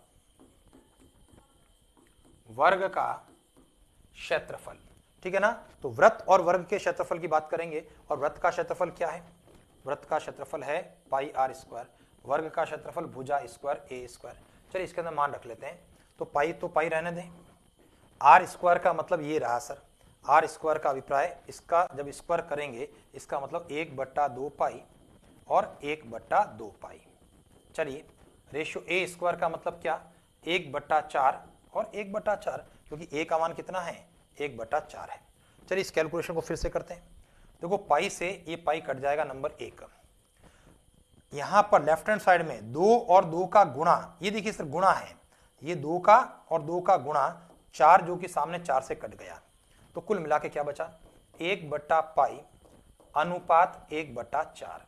ठीक है सर, और इसको और वज्र गुणा कर लेते हैं। क्रॉस मल्टीप्लिकेशन करने पर हमारा रिजल्ट क्या रहा सर, 4 अनुपात पाई। गौर कीजिए कैसे हुआ, वज्र गुणा करें तो पहले इसका गुणा करना है, 1 का 4 से गुणा किया तो 4 हुआ, और फिर दोबारा सेकंड नंबर पर दूसरा वज्र गुणा, 1 का पाई से गुणा किया 4 अनुपात पाई। ये आपके प्रश्न का आंसर हो गया ऑप्शन नंबर सी। कभी कभी आपका ये परिणाम 4 अनुपात पाई में नहीं देकर के 14 अनुपात 11 देता है। ठीक है, ये ध्यान देना। अभी तो 4 अनुपात पाई है, अब इसके आगे और बात कर लेता हूं। देखो कि जब हमारे पास में 4 अनुपात पाई है और आपको लगे कि हमारा उत्तर पाई के रूप में नहीं है, तो इसका मतलब क्या करना है, मुझे पाई का मान रखना है। और जब पाई का मान रखेंगे तो पाई का मान कितना है 22 बटा 7। 4 के नीचे बटे में 1 कर देते हैं, 2 के पहाड़े से 4 काट लेता हूं 2 बार, 2 के पहाड़े से 11 बार, और 7 का 2 से गुणा 14 अनुपात 11। ये हमारे प्रश्न का आंसर हो गया सर। ठीक है, अगर पाई के पदों में पूछा जाए तो 4 अनुपात पाई, और पाई के पदों में नहीं पूछा जाए तो पाई का मान रखते हुए सिंप्लीफाई करने पर 14 अनुपात 11। और आपके दिमाग में आना चाहिए कि देखो वृत्त और वर्ग उनकी परिधि और परिमाप बराबर है, तो अगर क्षेत्रफल की बात करूंगा तो वृत्त का क्षेत्रफल बड़ा होगा वर्ग के क्षेत्रफल की तुलना में। वृत्त का क्षेत्रफल 14 हिस्सा होगा और वर्ग का क्षेत्रफल 11 हिस्सा होगा। ये भी हम लोग सोच सकते हैं, दिमाग में इसको भी रखना चाहिए। यानी दोनों में से क्षेत्रफल बड़ा किसका? वृत्त का, और छोटा किसका? वर्ग का। वृत्त का क्षेत्रफल कितना अनुपात? 14, और वर्ग का 11 अनुपात। देखिए हमारा अगला प्रश्न है, एक समबाहु त्रिभुज और वर्ग का परिमाप बराबर है। प्रश्न कह रहा है द पेरीमीटर, परिमाप of an equilateral triangle, perimeter of an equilateral triangle and square are equal. प्रश्न कह रहा है इनके क्षेत्रफलों का अनुपात क्रमशः कितना है। Find the ratio of their areas. तो चलिए सबसे पहले मैं बात कर रहा हूं इक्विलेटरल ट्राइंगल की बात कर रहा हूं, इन त्रिभुज है समबाहु त्रिभुज। दूसरा वर्ग की बात कर रहा हूं, चारों भुजाएं बराबर बंद आकृति की बात कर रहा हूं। और जो चीज बराबर है, जैसे समबाहु त्रिभुज का परिमाप आपके दिमाग में आएगा 3a, इसको 1 के बराबर करता हूं। वर्ग का परिमाप आपके दिमाग में आएगा 4 गुणा भुजा बराबर 1। जब मैं इसको कैलकुलेट करता हूं तो बताइए a का मान किसके बराबर होगा? 3 का पक्षांतरण 1/3, और यहां से वर्ग की भुजा कितनी हो गई? 4 का पक्षांतरण 4 का भाग देने पर 1/4। कहीं कोई दिक्कत है? अब मुझे क्या ज्ञात करना है सर? मुझे ज्ञात करना है समबाहु त्रिभुज का क्षेत्रफल, समबाहु त्रिभुज क्षेत्रफल अनुपात वर्ग का क्षेत्रफल मुझे ज्ञात करना है। चलिए इनके फॉर्मूला लगा लेते हैं। समबाहु त्रिभुज का क्षेत्रफल का फॉर्मूला आपके जानकारी में होगा, √3/4a² होगा, और वर्ग का क्षेत्रफल क्या होता है? भुजा स्क्वायर होता है। ठीक है ना? चलिए वैल्यूज को रखने की बात कर रहा हूं भाई, फॉर्मूला लगा चुका हूं। वैल्यूज की बात करें तो ये हो गया सर वर्गमूल 3/4a²। समबाहु त्रिभुज के लिए a आपका 1/3 है, तो a² का मतलब क्या हुआ? 1/3, क्योंकि a का मान 1/3 होने पर a² 2 बार लिखा गया। और वर्ग के लिए भुजा स्क्वायर, और वर्ग की भुजा 1/4 है, तो मैं इसको ऐसा लिखूंगा 1/4 गुणा 1/4। चलिए कैलकुलेशन करते हैं। लेफ्ट और राइट के अंदर भाग में 4 से 4 काट लिया हम लोगों ने, √3 और 3 भी कट जाएगा, और वर्गमूल 3 से ये 3 कटेगा और वर्गमूल 3 बचेगा। तो कुल मिलाकर के आगे बढ़ते हुए स्थिति क्या बनी? 1/3 वर्गमूल 3 अनुपात 1/4। चलिए क्रॉस मल्टीप्लिकेशन पहले इसका गुणा करना है आपको। 1 का 4 से गुणा करने पर परिणाम रहा 4, और दूसरा गुणा किया तो ये 3√3। ये आपके प्रश्न का आंसर हो गया 4:3√3, है ना? 4 अनुपात 3√3 के रूप में आपके प्रश्न का आंसर है। लेकिन मुझे ऐसा लग रहा है सर कि कहीं भी किसी भी प्रश्न का आंसर जो है आपका मैच नहीं कर रहा है फिलहाल तो। लेकिन अब थोड़ा सा और गंभीरता से सोचें। ठीक है, जब आपने ऐसा कर लिया सर 4:3√3 तक हम पहुंच गए सर, इसमें कोई कंफ्यूजन नहीं है ना सर आपको? अब देखो ये उत्तर यहां पर आपको मिलता हुआ नजर आ रहा है भाई, दोनों अनुपात में जैसे मैंने कहा भाग दे सकते हैं, तो मैं यहां पर क्या कर रहा हूं सर? वर्गमूल 3 का गुणा कर रहा हूं। वैसे तो ध्यान दीजिए हमारा आंसर 4:3√3 आ चुका है, और लगभग 99.9% केसेस में 4 ऑप्शन में आपका यही उत्तर दिया जाएगा। लेकिन जब मैंने इसको देखा, पता लगा यार 4:3√3 तो है ही नहीं, तो इसका मतलब ये नहीं सोचना कि भाई प्रश्न हमारा गलत है, थोड़ा सा और उसको गंभीरता से सोच लें। तो ये जब रिजल्ट आया तो इसका √3 से गुणा करता हूं, और जैसे ही मैंने √3 का 4 से गुणा किया तो ये क्या रहा सर? 4√3। और जब √3 का गुणा मैं इधर भी करूंगा तो ध्यान दो, √3 का √3 से गुणा कितना है? 3, और 3 का 3 से गुणा कितना है? 9। तो ये आपके प्रश्न का आंसर हो गया 4√3:9, है ना? तो कभी कभी ऐसी संभावना जैसे इस प्रश्न में हुई वैसी संभावना बन सकती है सर। ठीक है, यानी कहने का मतलब यह है कि इस प्रश्न ने जब सिंप्लीफाई किया होगा तो यहां पर 3 से √3 नहीं काटा होगा, और जब 3 से √3 नहीं काटा तो आपका परिणाम 4√3:9 के रूप में आया है। तो उम्मीद करता हूं कि ये चीज आपके दिमाग में आई होगी। भाई यहां से ये जो आंसर था प्रश्न के ऑप्शन को मिलाने के लिए, है ना, मैंने यहां से इधर की ओर बढ़ गया हूं, ध्यान देना, और √3 से गुणा भाग करते हुए आपके प्रश्न का आंसर आ गया। चलिए सर आगे बढ़ते हैं। हमारा प्रश्न इस प्रकार से, एक वृत्ताकार तार को वर्ग के रूप में मोड़ा जाता है। भाई देखिए कैसा तार है? वृत्ताकार, यानी सर्कुलर फॉर्म ऑफ वायर है, circular form of wire bend in the form of a square. ठीक है, और प्रश्न कह रहा है वर्ग का क्षेत्रफल 132 है। एरिया ऑफ स्क्वायर 132 है, तो वृत्त का क्षेत्रफल कितना होगा। और अभी हम लोगों ने थोड़ी देर पहले बात की है कि अगर उनकी परिधियां और परिमाप बराबर है, समझ गए ना, वृत्त की परिधि सर्कमफरेंस ऑफ द सर्कल और वर्ग का परिमाप, क्योंकि देखिए लंबाई की बात यहां पर प्रश्न कर रहा है। अगर ऐसा है जो कि इसने कहा, एक सर्कुलर फॉर्म ऑफ वायर था, उसको आपने खोल दिया और बैंड कर दिया इन अ फॉर्म ऑफ स्क्वायर, वर्ग के रूप में उसको आपने बैंड कर दिया। तो मुझे बताइए अगर ऐसा है तो अभी हमने थोड़ी देर पहले बात की थी वृत्त का क्षेत्रफल अनुपात वर्ग का क्षेत्रफल, और मैंने जो है इसको विशेष रूप से दो बार आपको कहा कि वर्ग का क्षेत्रफल छोटा होगा, वृत्त का क्षेत्रफल बड़ा होगा, वृत्त का क्षेत्रफल 14 भाग होगा, वर्ग का क्षेत्रफल 11 भाग होगा। अगर आप इसको देखें तो ध्यान दीजिए, अभी हमने थोड़ी देर पहले इस चीज को यहां पर डिस्कस किया था सर, ठीक है। हमारा आंसर आया था और आंसर आने के बाद में मैंने कहा कि भाई अपना उत्तर तो आ गया, लेकिन पाई को अगर मैं 22/7 रखता हूं तो हमारा परिणाम किस रूप में है, 14:11 के रूप में है, ठीक है सर। और जब मैं इसको देखता हूं सर 14:11, अगर ये मेरे जानकारी में है, मेरे दिमाग में है, तो चुटकी बजाते हुए हम अपने प्रश्न का उत्तर दे सकते हैं।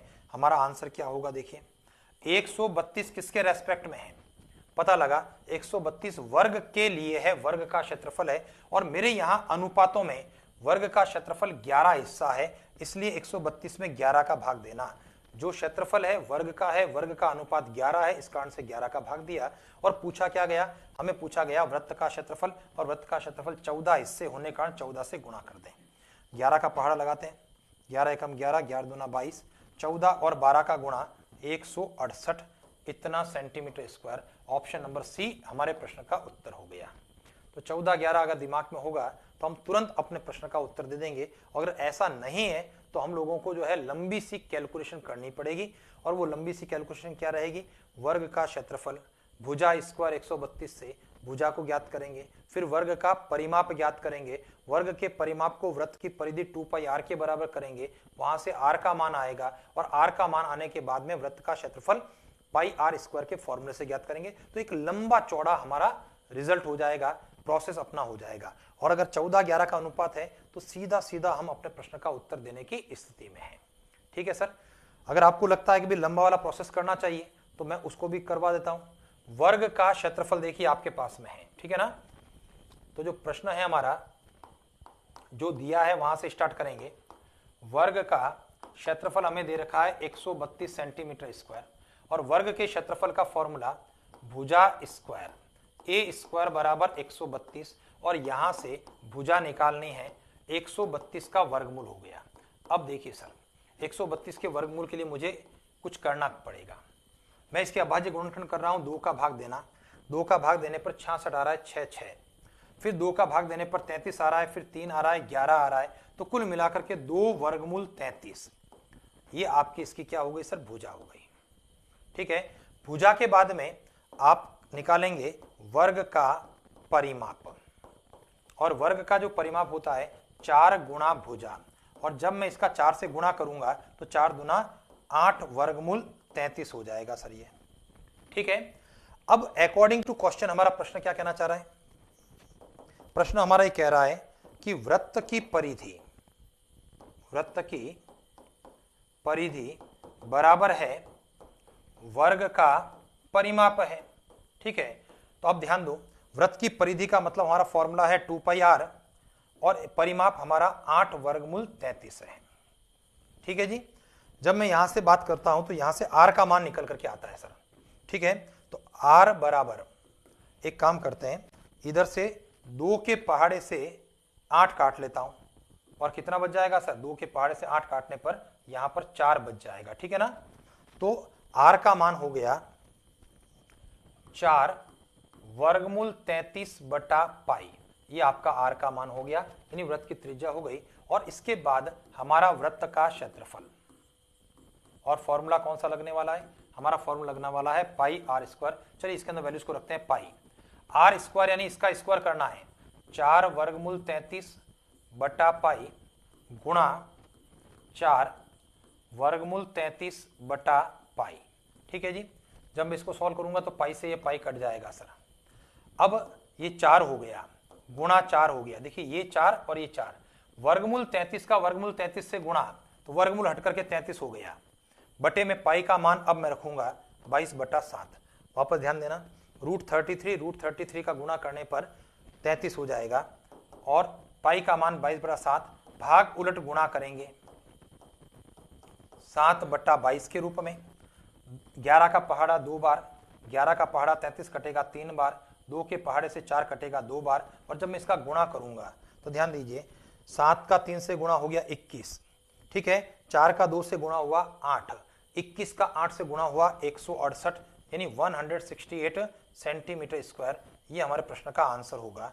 और आप देख रहे हैं कि जो अभी हमने जो प्रश्न किया था उसमें आंसर 168 निकाल दिया था। तो कुल मिलाकर के अगर ये कॉन्सेप्ट आपके दिमाग में है कि वृत्त की परिधि और वर्ग का परिमाप अगर बराबर है तो वृत्त का क्षेत्रफल बड़ा है 14 अनुपात है, वर्ग का क्षेत्रफल उसकी तुलना में छोटा है 11 अनुपात है, तो हम अनुपात के आधार पर फटाफट अपने प्रश्न का उत्तर देने की स्थिति में है। अदरवाइज आपको ये सब कुछ सोचना पड़ेगा, और जो न तो आप चाहेंगे कि वे परीक्षा में ये सोचें इतना लंबा चौड़ा करें, और न इसको मैं चाहूंगा कि आप इस तरीके से प्रश्नों को हल करें। ठीक है सर, तो चलिए आज की इस क्लास में हम लोगों ने जो है आयत और वर्ग संबंधी कुछ कॉन्सेप्ट, कुछ प्रश्नों के बारे में हमने डिस्कस किया है। एक बार निवेदन रहेगा कि वापस इसका जरूर रिवीजन करना है, और अगली क्लास के अंदर फिर से हम लोग आयत और वर्ग के ऊपर ही कुछ डिस्कशन और करना चाहेंगे। तो चलिए आज के लिए आप सभी का बहुत बहुत धन्यवाद। Thank you sir.